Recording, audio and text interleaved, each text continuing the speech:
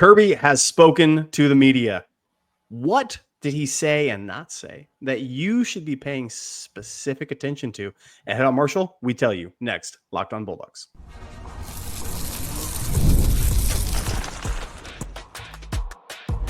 You are Locked on Bulldogs, your daily podcast on the Georgia Bulldogs. Part of the Locked On Podcast Network, your team every day.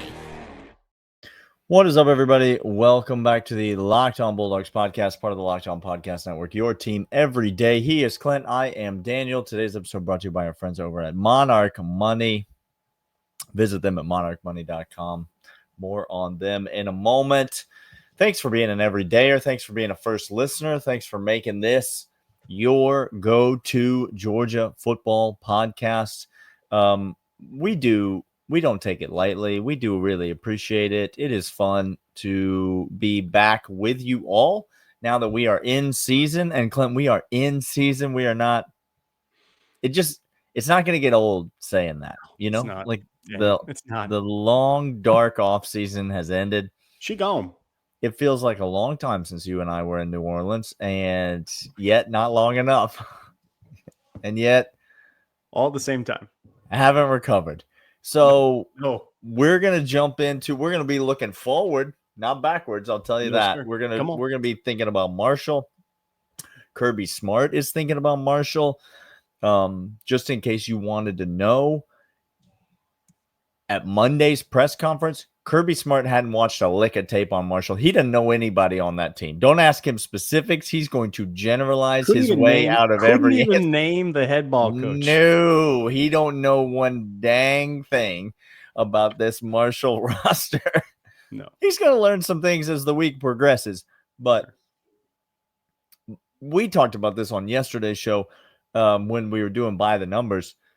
You know, this is a brand new team. This Marshall team. We could look at what they did last year.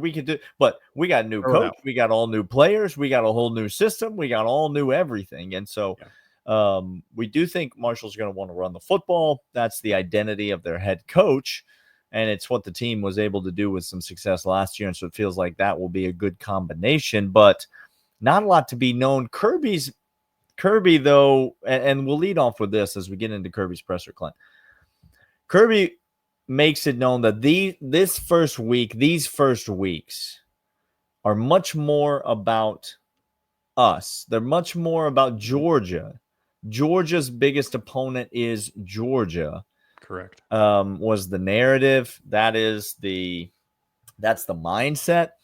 And Clint, it kind of ties into what we said yesterday when we talked about week 0 games. All of the penalties, all of the turnovers, all of the slow starts. Really, Kansas was the only team that played in week 0 that looked like it had a pulse from the very beginning of the game. That's right. A lot of slow starts, people feeling each other out. And that's true. That's early season college football. And so Georgia, I think rightfully so, very focused on Georgia right now. That's exactly right. If you listen to Kirby, he talked about sloppiness being a key asset for Marshall, a fear that he would have if he was Marshall, if he was coaching him up, because missed mental reps, having the guys be together and consistent. It goes into something that's very interesting that he repeated himself throughout the entirety of the media availability, and good on you, media members, for continuing to try this line of questioning out. When you ask what the pecking order is, the depth chart, or who's standing out from a group, Kirby even said, you guys keep asking me to name a name compared to other people. And he just said, I won't. Like, I'm not going to do it, because doing it for Kirby, it's more important to have a running back room that is top to bottom filled with dudes. That's what he cares about. When asked about the wide receivers, the closest he got is he said, in our top 85 players, we probably have more wide receivers than we ever have. Now, that was as close as Kirby's going to get to tell you, I like this wide receiver room. Okay, let me translate that. I like it. It's good. But when you talk about what is on the docket this Saturday, it's this mentality. Now, again, harken back to me last year. It's a horrible time. I understand. Harken back to me because it was I know, but it was a lot of let's name some dudes. Let's get the number 1 pick. Let's get a Heisman odds. Let's see how many. It was a lot of focus and a lot of attention, a lot of limelight on individuals. This is fundamentally anti-Kirby, 100% anti-Kirby. He cares about mission, team, me. Stated. Fire, energy, passion, not names. I mean, we can talk about the names on the front not as important as the names on the back, yada, yada, yada. Like all of that kind of coach speak. For Kirby, he literally cannot stand dudes that want to talk about themselves. It's why, if you notice, Jordan Hall, who we'll talk about here in a second. Yep. Stop right there because we're going to dedicate an entire segment to that. We're going to, because it's important. Kirby gets to say who goes to the podium. Okay. Why do you think every single person that's come to the podium has sounded the exact same? Fundamentally, just kind of baseline. They've all sounded the same. Micah Morris sounds the same. When asked, even Justin Williams, how's that linebacker room? We got dudes everywhere. You have to be a dude to play here. If you're not, then you don't get to come and play here with us. This is what it is. And Marshall, right now, it doesn't have that Kirby with a team of new guys. Kirby has it with a team of new guys, but he went and hunted and pecked and found those guys that wanted to have fire, energy, passion, Daniel, that love football. Marshall took a bunch of transfers and a bunch of. They had to. I mean, they had the coach left. The roster was depleted. They literally had to abandon the bowl game last year. They did, yeah. I mean, they could barely field a squad. I mean, this is like bottom 5 in the country returning production. Marshall, not blaming them. Mm-hmm. What I'm saying is, we're gonna know the culture of Kirby and this team immediately against Marshall. Immediately within the first quarter, we're gonna know. Yeah, you know what's funny to me, Clint? We've been hearing the narrative all off season. Well, we know Georgia's talented. We know Georgia's got a lot of dudes. We know Georgia's got a ton of talent, but they don't have the star power. You know, they don't. Who's the star on this Georgia team? They don't have that gravitational star. That's why the national media has been knocking Georgia this whole offseason. It's like, well, yep, we know they're talented, but they don't have an Arch Manning at quarterback. We know they're talented, but they don't have a Jeremiah Smith at wide receiver. We know they're talented, but they don't have Ryan Williams. They don't have blah, blah, blah. You just said it, and I really do think it's true. First of all, you and I know that's total BS. There's a bunch of stars on this Georgia team. I can name them. I have my names. There's a bunch of stars on this Georgia team. Segment to him next. Ask NFL GMs over the next couple of years who the stars are on this Georgia team. They'll be happy to tell you. Okay? Now, that being said, the fact that the national media can't find a star on this team, even though the team's full of stars, Clint. Yeah. That's something. There's something there. There's something in there. It's gonna be great to see this team in action. It's gonna be great to see him on the field. You know, Kirby, takes the podium on Tuesday. He talks about, listen, this is about us. We just got to go out there and do our job. He says week 1 opponents. Sometimes we play Clemson. Sometimes we play Marshall. We don't change what we do. We don't change the way that we prepare. We come out there and we play our game no matter who the opponent is on the field. You just get the feeling that the animal has been in the cage for a while now. Yes, sir. When it comes to Kirby and this 2025 team, you just get the feeling that the door's going to open, and I don't know. There's something about this Georgia team this year. There's something about it. But then again, I'm just a homer. I'm just a Georgia homer. So what would I know about anything? We got more that we're going to talk about in terms of this Georgia team, in terms of Kirby's thoughts, in terms of the Marshall game coming up on Saturday. But first, these are, in fact, Monarch money. Most people can't name all their financial accounts, even what they're worth, whether it's 401ks, properties, investments. You don't even have the full picture. How can you absolutely take care of your money, you can. That's why Monarch Money is here. All in one personal finance tool that brings your entire financial life together. It's for people with busy lives. If you put off organizing your finances, Monarch Money is for you. It does the heavy lifting for you, puts it into spreadsheet, clear data visuals, categorization of spending, everything. It maximizes investments, increasing your saving rate, easily review finances from your partner or your financial advisor. It's easy to keep a clear view of your financial health. Don't let financial opportunities slip through the cracks. Use promo code LOCKEDONCollege at monarchmoney.com in your browser or half off your first year. That's 50% off your first year at monarchmoney.com/LockedOnCollege. But that's not all, Daniel. We also have our friends over at FanDuel. Daniel, you know about FanDuel, don't you?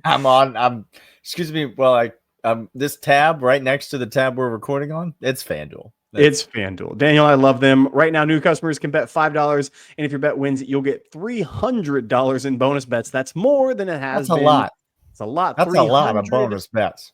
Dollars in bonus bets. Look, we use FanDuel because we like player props, we like doing parlays, and we love live action. That's why we have it. It's one of our favorite places to go. So, are you ready to play? Download the FanDuel app by visiting FanDuel.com to get started. That's FanDuel.com to place your first $5 bet. Clint, a lot of fascinating things that we could talk about here. Let me get your quick thoughts on this. On Tuesday, Kirby comes out and he tries to not answer the question, but he fails. He's asked about the Gunners. Yes. And he says, well, it's by committee. We got big shoes to fill. But then he accidentally names 4 names and says, we've got about 4 guys that can help us at that position. So if you do the math, he names 4 guys and we've got about 4 guys. Now, those 4 guys at Gunner, Clint, are Cole Spear. Yep. London Humphrey. Yep. Those 2 don't surprise me. But then these next 2 made me sit up in my chair a little bit because those next 2 names were KJ Bolden and Talon Taylor. Oh, hello. Clint, your thoughts on the Gunner situation at Georgia? One, Kirby plays players all over the field. He's said it before, practice is more important than games. Game reps is fun because we get to play somebody else, not us. I actually get to see who's good in that case, but practice reps are where it's made.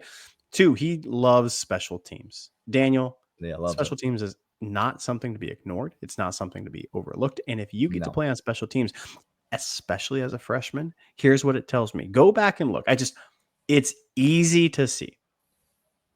The first time Daniel and I saw notable legends that UGA would go on to create.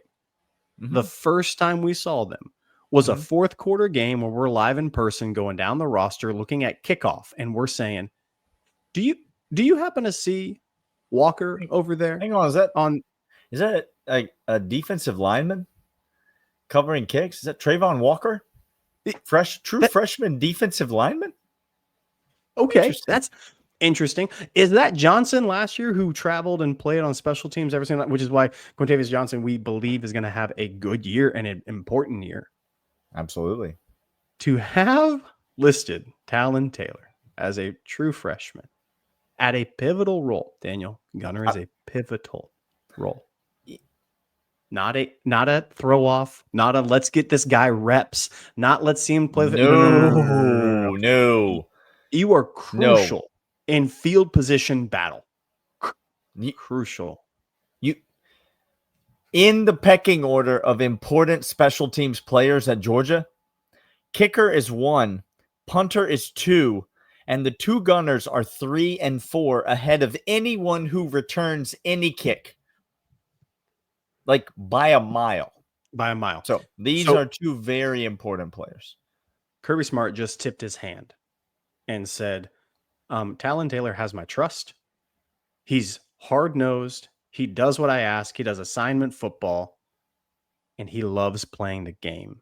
All of which are prerequisites to play wide receiver and make an impact. Just like Ladd McConkey did and everyone before him. It tells me, what do you need, Clint, to run down the field and hit somebody? You need 2 things. You need speed and you need physicality. We knew Talon Taylor had the speed. Yeah. But apparently, he go hit somebody at the end of it. Him and KJ Bolden, Venn and diagram. The other end of that spectrum is that we knew KJ Bolden had the physicality, but you're telling me KJ Bolden's fast enough to play gunner? The position that Arian Smith played last year?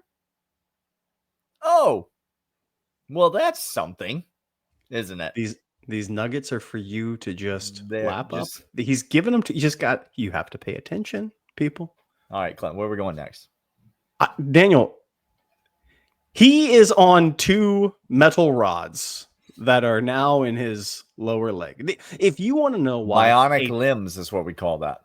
A top 10 player in his class, a universally wanted, coveted player that Jordan Hall decided to come to Georgia. You want to know why he wasn't and hasn't been seen and playing? It's because he had fractures that required surgeries, required rods to be in place. He is now healthy. There is no conversation about those rods. There is no conversation this year about any residual pain, residual limitations.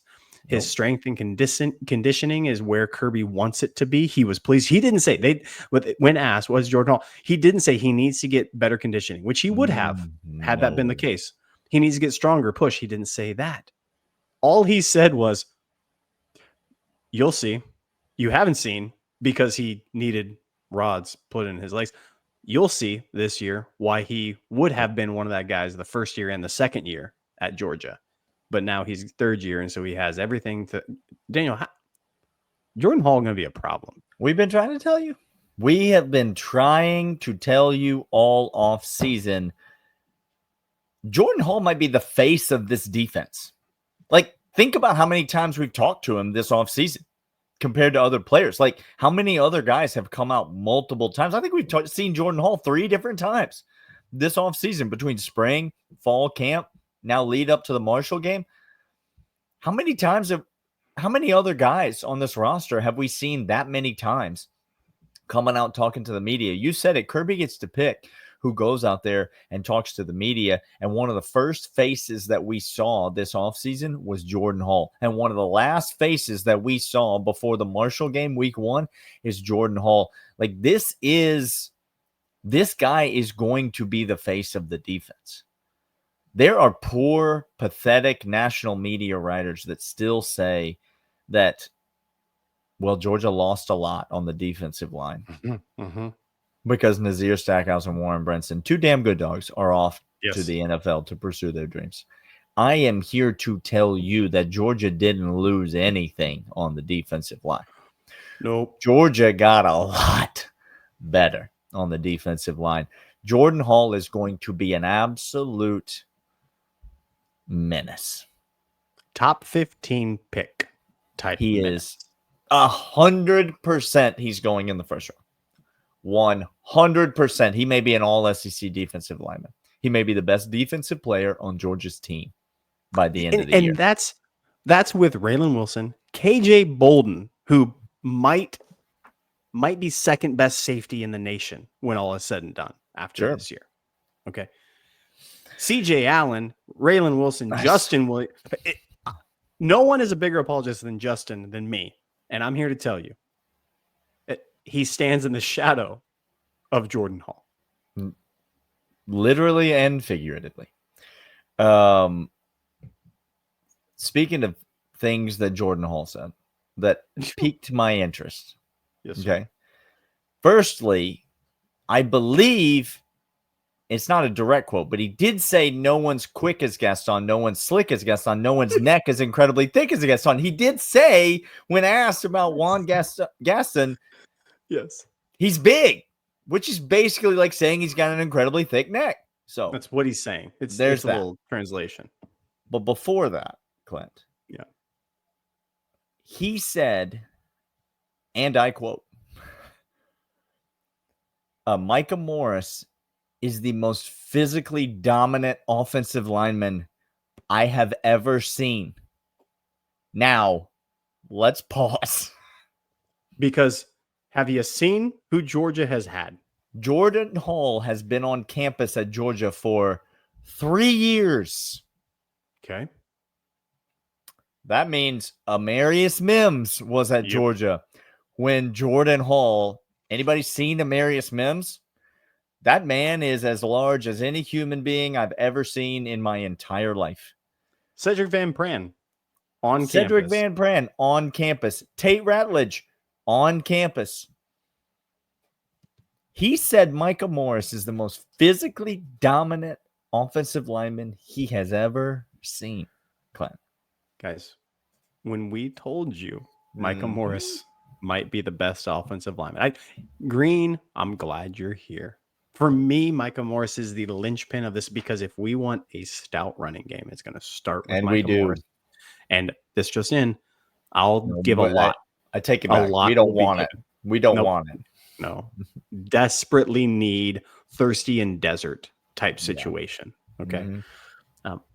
That gave me the alphas pairing up, Godzilla versus Kong. And he's telling me sometimes Kong gets the best of me. And that's hard for y'all. When I heard that, I thought, oh, sweet goodness. Kirby said it's tough to evaluate because every rep in fall camp, you win and you lose, right? Correct. You're going against yourself. So you win and you lose. So when Micah Morris goes up against Jordan Hall, Georgia wins and Georgia loses. But starting on Saturday, Clint, Georgia only wins. We only win no matter which of those two behemoths is on the field. And I feel feelings about our trenches this year. I feel like the trenches are going to be it. We're going to come back after this. Kirby said something about the trenches. Yeah, we're going to let you know what he said and what we're excited about it. But first, these. These are, in fact, SupplyHouse. Opening whistle blows on new repair. Get your crew moving forward. SupplyHouse. Order today. See parts at your doorstep tomorrow. 280,000 plumbing, HVAC, and electrical items. Most trusted brands in the business. Real-time inventory and honest lead times keeps you from putting projects out or sooner than expected, because they're going to give you the exact deadline. While their industry-leading customer service always has your blind side covered. Their Trademaster perks like priority shipping and dedicated support make the whole process smoother. Join free now Trademaster program today. Score serious perks with priority shipping, lower prices, and dedicated support line. Visit supplyhouse.com to sign up for free. Use promo code SHCollege5 for 5% off your first order. That's supplyhouse.com. Real people, real service.